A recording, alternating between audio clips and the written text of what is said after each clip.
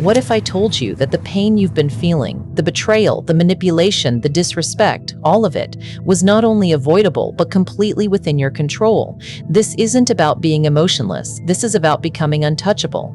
Because the real problem isn't the people who hurt you. It's that you gave them the power to do it. Today, we're going to destroy that power once and for all. If you've ever been affected by someone's words, someone's absence, or someone's game, this is the strategy that will ensure nobody and nothing will affect you again. Emotion is the most underestimated force in human affairs. It is not weakness by default, but it becomes weakness the moment it leaks out uncontrolled.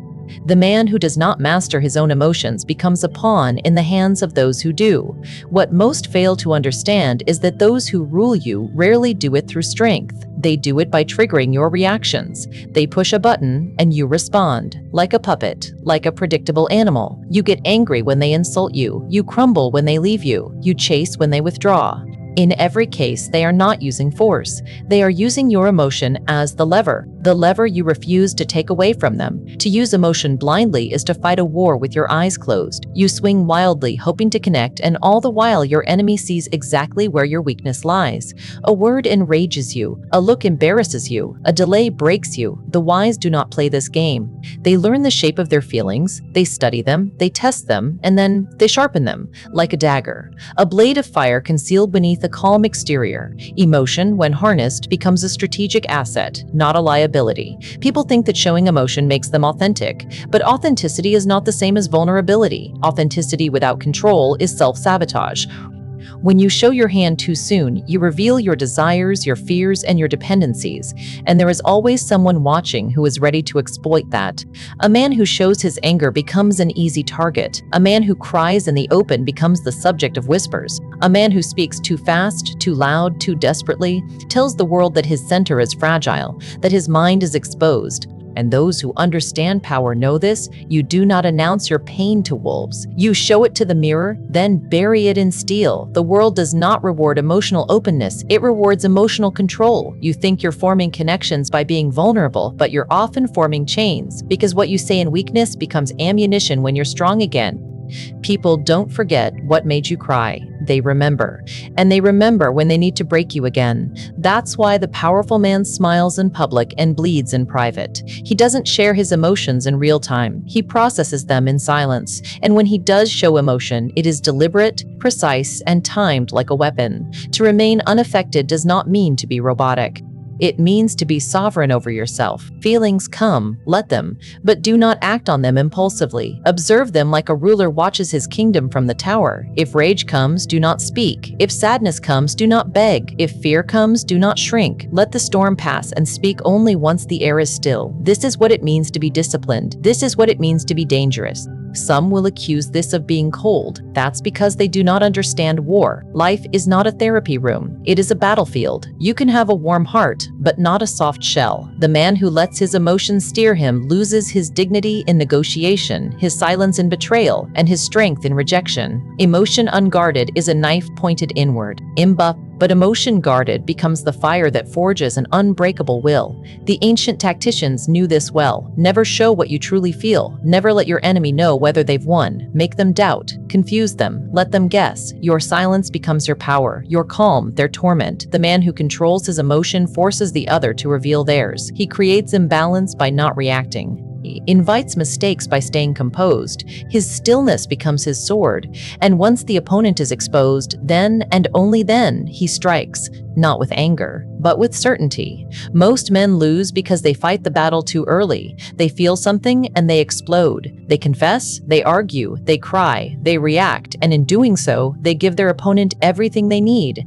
The wise, however, feel the same emotion, but they wait, they measure, they respond when it suits them, not when they are provoked. Because provocation is a trap, and the truly strong man is immune to it. Dependence is the invisible chain that keeps a man at the mercy of others. It is not forged overnight, but link by link, through habits of seeking approval, validation, attention, comfort, and reassurance.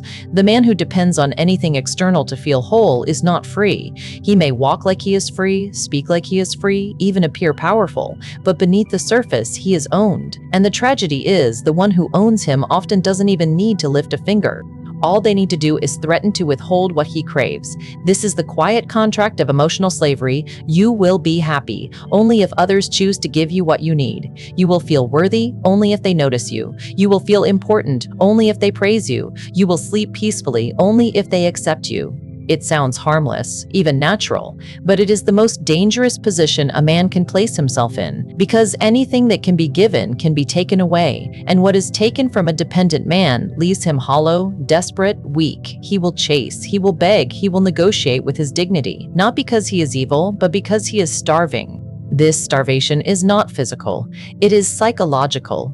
The man who needs to be seen, adored, supported, understood is already compromised because now someone else controls the switch to his inner state. If they ignore him, he breaks. If they insult him, he collapses. If they leave, he spirals. Not because he was attacked, but because his peace was never his own to begin with. It was borrowed.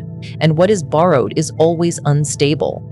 True strength begins when a man cuts the root of dependence. This is not the same as isolation. It is not about becoming antisocial or disconnected. It is about becoming internally sufficient. It is about reaching a state where nobody has the power to determine your worth, your calm, your sense of direction. When a man needs nothing from someone, their presence becomes a luxury, not a requirement. He does not fear losing them. He does not mold himself to keep them. He does not tolerate disrespect to avoid loneliness. He remains grounded because his identity is self-owned. This detachment is not created through arrogance, but through clarity. Clarity that people are unpredictable, that even those who love you today can betray you tomorrow, that human loyalty is fluid, not fixed, and depending on it is like building a house on water. You can decorate it, you can enjoy it, but one shift in the current and everything sinks. So the wise do not build their peace on emotion or relationship. They build it on discipline, on solitude, on the ability to walk away. Dependency also breeds manipulation. The more you need someone, the easier you are to control. They will sense it. Consciously or not, they will test it. They will give you silence to see if you panic. They will pull away to see if you chase. They will disrespect you subtly to measure your tolerance. And if they learn that you are afraid to lose them, they will push further. They will rewrite the terms of the relationship. And you will accept it not because you agree, but because your need is stronger than your pride. Pride is not the enemy of love. It is the protector of self-respect. A man without pride allows himself to be twisted in the name of connection. He convinces himself to stay quiet, to be patient, to be understanding, while his standards decay, while his spine bends, until he no longer knows who he is outside of this dependency. The only way to avoid this decay is to place your value beyond their reach. To become emotionally self-sufficient is to reclaim your throne. It is to stop allowing your mood to be a product of someone else's behavior.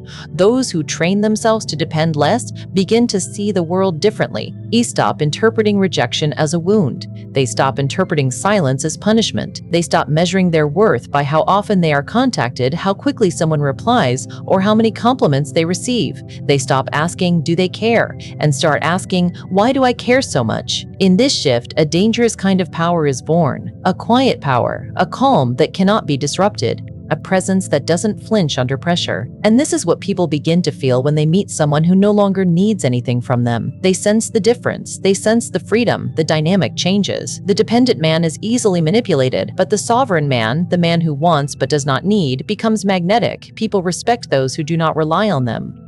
They fear disappointing someone who won't chase them. They second-guess themselves in front of someone who remains silent instead of reacting. In this stillness, in this emotional independence, all control returns to its rightful place, within. Indifference is not apathy. It is not the absence of feeling. It is the disciplined choice to control what deserves your reaction and what does not. It is a weapon disguised as silence, a shield disguised as stillness. When used properly, indifference becomes more powerful than confrontation, louder than words, and deadlier than any emotional outburst. Because those who expect a reaction from you, those who feed off your attention, and those who hope to destabilize you, they all collapse in the face of your calm. Most people live as slaves to their reactions. They hear an insult and they respond. They are ignored and they reach out. They are tested and they stumble. This is because they have been conditioned to believe that silence is weakness, that if you don't fight back, if you don't defend yourself, if you don't explain your side, you lose. But in truth, it is the opposite. The one who speaks first often reveals his desperation. The one who reacts first often gives away his control. Indifference is the art of holding your ground while everyone else loses theirs. To master indifference is to master perception. You no longer allow others to dictate your inner world. Their opinions, moods, rejections, or judgments are seen for what they are, attempts to move you. And the man who cannot be moved, the man who refuses to be baited, gains a kind of respect that cannot be demanded. You do not need to scream your worth when your silence already proves it. You do not need to argue your value when your presence makes it obvious. When you stop reacting, people are forced to confront themselves. They expect your outrage. They expect your pain. Expect to see you fold, and when you do not give it to them, they begin to unravel. They question their power, they question their strategy, they even begin to doubt their own importance in your life. Indifference turns the tables without lifting a finger. It reverses the psychological dynamic. Instead of you obsessing over them, they begin to obsess over your calm. But indifference is not simply ignoring. It is deeper than that. It is the internal posture of knowing that your peace is untouchable, that your emotional state does not depend on another person's actions. Whether they stay or leave, whether they praise or insult, whether they notice you or forget you, you remain unshaken. You watch with the eyes of someone who no longer needs the outcome to feel whole. This unnerves people. It confuses them because they are used to power through provocation. They are used to control through chaos, but they cannot control what does not respond. This type of emotional discipline cannot be faked. Pretending to be indifferent is still a reaction. If you act like you don't care while secretly needing their attention, your mask will crack under pressure. True indifference is not performance, it is transformation. It begins with detachment from the outcome. You no longer need to win an argument. You no longer need to be understood. You no longer need to be liked. You do not suppress your emotions. You channel them inward, into strength, into clarity, into control. This is the foundation of power that cannot be stolen. A man who has mastered indifference knows exactly when to speak and when to remain silent. He does not chase answers. He does not seek closure. He does not demand recognition. He understands that the world is full of noise, and most of it is bait.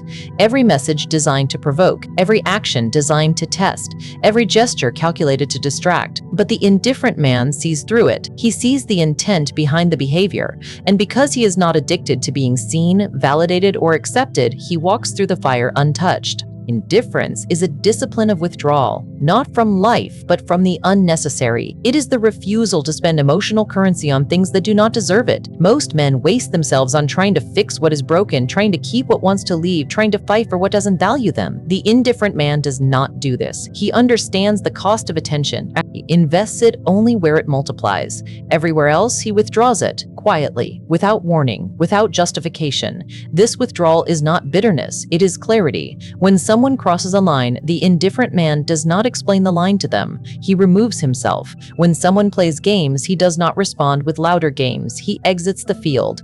When someone disrespects him, he does not beg for correction. He walks. And this walk, silent, final, dignified, speaks louder than any argument could.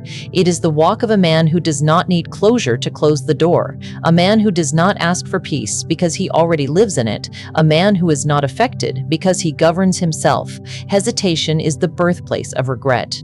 ABSS. When a man delays the cut, he opens the door to erosion of self-respect, clarity, and strength. The longer you tolerate what weakens you, the further you drift from who you are. The world is not kind to indecisiveness. It rewards the man who acts fast, without apology, without emotional hesitation. To cut quickly is not cruelty, it is survival. The longer you wait, the deeper the rot. The more you rationalize, the more you lose yourself in illusions. The wise do not delay the decision that hurts. They make it, because they understand that pain is temporary, but weakness is permanent. There are moments in life when someone violates your boundary. Not loudly, not violently, but just enough. A subtle insult, a small lie, a quiet betrayal. These are the first cracks in the foundation. Most men ignore it. They excuse it. They say, maybe it was just a mistake. But the one who seeks power sees it clearly, a test, a signal, a revelation. And instead of ignoring it, he responds in silence, by severing the tie before it becomes a rope around his throat. The longer you entertain doubt, the louder your soul screams for dignity. The man who walks away without drama, without ceremony, without seeking pity, is the man who cannot be owned. Most people stay in situations long after they've been disrespected because they are addicted to potential. They wait for change. They hope for remorse. They seek closure. But what they don't see is that every second they wait, they communicate to the other side, I can be stretched. And when someone learns that you can be stretched, they stop fearing your absence. They begin to believe that your loyalty is greater than your limits, and that belief kills respect. To be unaffected by betrayal or disrespect, you must cut with finality. There is no need to yell. No need to explain. No need to make threats. Just walk. Walk without looking back. Walk without hoping they follow. Walk without wondering what they think. This is not about revenge. It is about standards. The man who walks away protects something sacred, not just his peace, but his power. When you walk away quickly, you communicate everything without saying a word. You say, I have options. You say, I value myself more than your presence. You say, I don't beg, I replace. Some will call this harsh. They will say, but people make mistakes. But forgiveness is noble. And yes, people make mistakes. But your life is not a rehabilitation center for those who repeatedly fail to honor you. Forgiveness without standards is surrender. It is the slow death of your own self-respect. You can forgive silently, but you still must leave. You can understand their reasons and still refuse to return. You can be compassionate and still cut them off, because kindness without boundaries becomes self-betrayal, and no man rises while betraying himself. Cutting quickly also breaks the spell. When someone believes they have power over you, they become drunk with it. They test you further. They take more. They escalate their disrespect. But when you disappear without a single warning shot, their illusion collapses. They are left with silence. The silence of your absence. The silence of your restraint. The silence that screams louder than any confrontation ever could. That silence becomes their mirror. And in it, they are forced to see their reflection without distortion. To walk away relentlessly is also an internal discipline. Your body wants to turn back. Your emotions want to revisit the conversation. Your heart wants to check on them. But you override it, not because you are numb, but because you are in command. This is the kind of power that cannot be bought, only built. You build it every time you leave when it's time to leave. You build it every time you choose principle over comfort. Every time you cut quickly instead of negotiating with your dignity. Every time you remind yourself that the price of staying is too high to pay. You cannot be unaffected until you become unmoved by loss. And you cannot be unmoved by loss until you stop giving people more chances than they deserve. The man who keeps returning to those who wounded him is not loyal. He is enslaved. The man who keeps explaining himself to those who do not care is not kind. He is insecure. And the man who continues to hope they'll change after all signs show they won't is not faithful. He is blind. Power belongs to those who see clearly, decide swiftly, and move forward ruthlessly. The world respects the man who does not hesitate to remove what poisons him. He is not feared because he is violent. He is feared because he is final. His decisions are sharp. His exits are silent. His detachment is complete. When he cuts, it is not a warning. It is a sentence.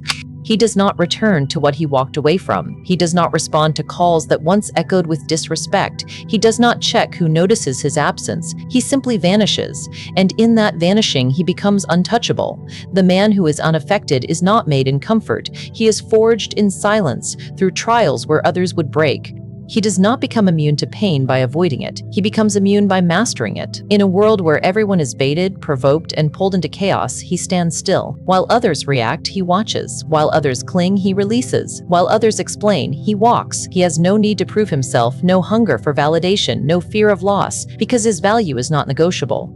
His peace is not rented. His worth is not decided in someone else's hands. He is the final judge of who enters, who stays, and who is removed from his life. The ones who play games lose interest when he does not play back. The ones who seek control panic when their buttons no longer work. And the ones who once held power over him realize they were only powerful because he allowed it. That allowance is now gone. He is not heartless. He is not cruel. He is simply clear. Clear on what he will tolerate. Clear on who he is. Clear on what no longer deserves a reaction, a word, or a second chance. This is the end of being broken by others. This is the end of being shaken by absence, words, or betrayal. From this point forward, nobody and nothing will affect him again.